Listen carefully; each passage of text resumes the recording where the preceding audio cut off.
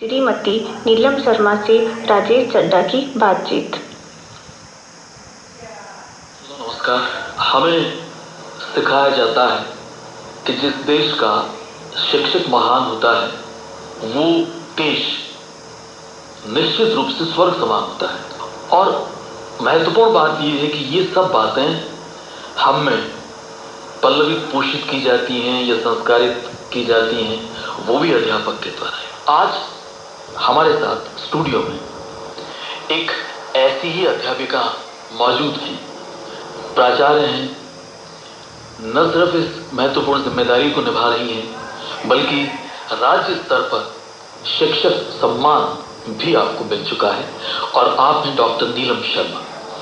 नीलम जी, सबसे पहले तो स्टूडियो में हम आपका स्वागत करते हैं। धन्यवाद। बहुत बहुत बधाई आपको। राज्य स्तर पर जो सम्मान शिक्षकों को दिया जाता है उसमें आपके परिश्रम को, आपके श्रम को, उसको समझा गया है और आपको सम्मान दिया गया है। वर्तमान में कहाँ आप पोस्टेड हैं, थोड़ा बताएं हमें। फिलहाल मैं राजकीय उच्च माध्यमिक विद्यालय रघुनाथपुरा में पोस्टेड हूँ। जी जी जी जी। विषय आपका क्या है?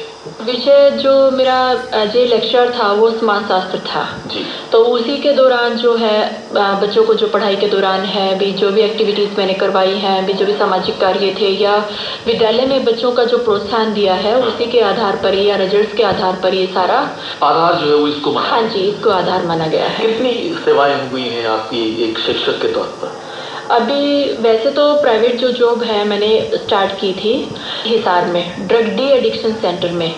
तो वहाँ पे मैंने जैसे काउंसलर का काम किया जी। तो वहाँ काउंसलिंग के दौरान जितने भी एडिक्ट पर्सन आते थे वो थे 12 साल के बच्चे से लेकर के और 80 साल तक का जो है, तो अलग अलग जो ड्रग्स होती हैं उसको कैसे मतलब उनकी काउंसलिंग की जाती है। तो वहाँ पर मैंने अपनी जॉब उससे 5 महीने के लिए एक शॉर्ट पीरियड जो आपका समाज शास्त्र आपका विषय रहा है उससे संबंधित ही रहा। हाँ जी, आपने उसको हाँ जी उसको हाँ जी। हालांकि छोटी मतलब टाइम के लिए वो था, बहुत कम टाइम के लिए, लेकिन वो बहुत एक एक्सपीरियंस बहुत अच्छा रहा उसमें जुड़ने का। इसके बाद मैंने कॉलेज में 2 साल अध्ययन करवाया ग्रेजुएशन क्लास के लिए, भादरा में ही जो है वहाँ पे। हाँ जी। फिर 2005 में मैंने education and research Laxmangarh Sikar में, तो वहाँ पे मैंने एज ए लेक्चरर ज्वाइन किया। फिर उसके बाद 2010 तक मतलब लगभग वहाँ पर काम किया। इसके बाद 2010 दिसंबर में मेरा गवर्नमेंट जॉब में सिलेक्शन हुआ लेक्चरर पद पे। तो पहली जो पोस्टिंग मिली मुझे गोलूवाला में मिली, जो हनुमानगढ़ डिस्ट्रिक्ट में। तो वहाँ पर 2.5 साल मैंने काम किया। उसके बाद जो ट्रांसफ़र होकर के फिर मैं भादरा में पोस्टेड हुई वहाँ पर, और वहाँ पर लगभग 6 साल के करीब मतलब वहाँ काम किया। यानी कि जिस सम्मान का हकदार आपको माना गया, हाँ जी, वो कर्म भूमि आपकी निश्चित है भादरा है। हाँ जी, भादरा। क्या आधार माना गया पुरस्कार का कि भादरा के स्कूल में आपने एक लेक्चरर के तौर पर क्या विशेष योगदान आप मानते हैं? एक तो जो होता है कि भी कैंडिडेट है उसका एकेडमिक रिकॉर्ड था उसमें भी क्वालिफिकेशन, जैसे मैंने पीएचडी किया हुआ है और एकेडमिक जो है वो काफ़ी अच्छा रहा मेरा। तो मैं अपनी जैसे 10th क्लास में टॉपर थी स्कूल की, फिर एमएससी में मैं अपने टॉपर थी, पीएचडी में मैं टॉपर रही हूँ। तो उसका रिवार्ड मतलब जो ओवरऑल जो परसेंटेज थी उसमें मार्क्स में मुझे मिला। दूसरी चीज़ जो थी एज ए लेक्चरर जो था उसमें रिजल्ट दिए हैं भी हर कक्षा का, बोर्ड कक्षा का, तो वो रिजल्ट स्टार्टिंग से लेकर के अब तक 100% रहा। तीसरा क्राइटेरिया था कि जन सहयोग, जन सहयोग जो है विद्यालय विकास के लिए, देखरेख के लिए है, वो आपने क्या किया। इसमें जो था वहाँ पर विद्यालय के लिए मैंने 5.5 लाख के करीब जो थी वहाँ पर भी प्याऊ का है, सरस्वती टेम्पल है, सूचना पट है, उसका निर्माण करवाया। एनआरआई थे हमारे वहाँ पर, तो उन्होंने मतलब जन सहयोग दिया, उसी के आधार पर ही वहाँ पर ये किया। कैसे प्रेरित किया आपने वहाँ के ग्रामवासियों को, वहाँ के लोगों को कि इस तरह से आर्थिक रूप से आप स्कूल को मदद करें? आज जैसे पहले एक सोच होती थी कि विद्यालय में जो दान देता था, विद्या का जो दान दिया जाता है भी अध्यापक के द्वारा, वो सबसे बड़ा दान है। लेकिन विद्यालय विकास के लिए जो भामाशाह होते थे उनकी एक नियत होती थी कि हम मतलब इस विद्यालय को बढ़ाएं और हमारे जो बच्चे हैं उनका भविष्य बनाएं और वही देश का भविष्य होंगे। तो वो सोच धीरे धीरे एक दौर ऐसा आया जहाँ पर लोगों में थोड़ी कमी आई इस चीज़ की। लेकिन आज जैसे शिक्षा बढ़ती जा रही है, लोगों में ये जागरूकता भी आ रही है भी नाम के साथ साथ काम भी करना चाहते हैं। युवा भी बहुत ऐसे लोग हैं जो ये चाहते हैं कि भी हमें नाम भी मिले और साथ के साथ हम काम भी करवाएं। तो ऐसी जो भावना है भी समाज में ये पनप रही है, तो ये भामाशाहों को प्रेरित कर रही है और आपने उनको जागृत किया। तो उस आधार पर विद्यालय का विकास भी होगा, बच्चे उससे लाभान्वित होंगे। सबसे बड़ी ये चीज आती है।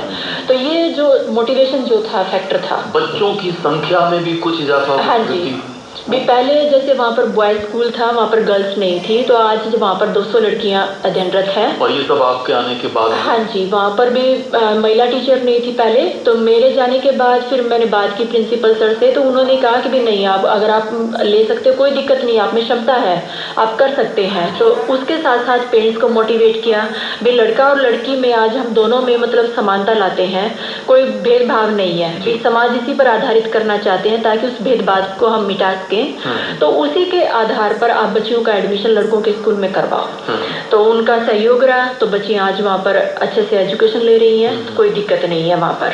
बहुत बढ़िया। अच्छा, पीएचडी का जो आपका यानी शोध का जो विषय रहा, हाँ जी, तो उसके बारे में बताएं, क्या रहा? Nutritional status of adolescent girls. भी 18 साल से नीचे की जो बालिकाएं हैं, ग्रामीण जो था क्षेत्र में, उसमें सबसे मतलब क्या प्रभाव पड़ता है आर्थिक और उसके सामाजिक पहलुओं का, उसका मैंने अध्ययन किया। और उसके आधार पर भी बच्चियों में पाया कि बहुत सी ऐसी हमारी बातें हैं, जैसे कुछ क्या होती हैं कि गांव में हमारे बहुत रिच है भी खाने पीने के मामले में, निश्चित है, शहरों से समृद्धि है, बिल्कुल है भी अवेलेबिलिटी ऑफ फूड्स जिसको हम कहेंगे वो ज़्यादा है, लेकिन उसको कुकिंग करना है या खाना है या कंज्यूम करना है, वो चीज़ हम इग्नोर कर देते हैं। वो अवेयरनेस नहीं है। तो इस कारण से बच्चियां जो हैं उनकी कमी है। आज जो गांव में आप देखोगे कि जो जल्दी शादी होती है, महिलाएं जल्दी मतलब माँ बन जाती हैं, उनकी डेथ रेशो है, निश्चित है, बालिका डेथ रेशो है वो सबसे ज़्यादा है गाँव में। तो उसका कारण एक यही रहता है कि उनका न्यूट्रिशनल स्टेटस वीक रहता है, एनीमिक बहुत ज़्यादा। आज भी आप देखोगे कि भी ये रेशो 40 to 50% मतलब आज भी लड़कियां हैं। भी ग्रोथ रेट आप देखोगे, उनका बॉडी मास इंडेक्स है, जैसे वेट है, वो पहले की बजाय कम होता जा रहा है। तो हमारी जो फूड हैबिट्स है वो भी चेंज होती जा रही है। तो उन चीज़ों का क्या इम्पैक्ट उनके हेल्थ पर पड़ता है या क्या उनके डेवलपमेंट पर पड़ता है, उन सब का अध्ययन किया। अच्छा नीलम जी, एक बात बताएं, लगभग 5-6 साल का आपका कार्यकाल रहा? हाँ जी, जब आपने ज्वाइन किया था, हाँ जी, और उसके बाद में जब आपने वहाँ से कार्यमुक्त होकर के और रघुनाथपुरा में आप आए, हाँ जी, उस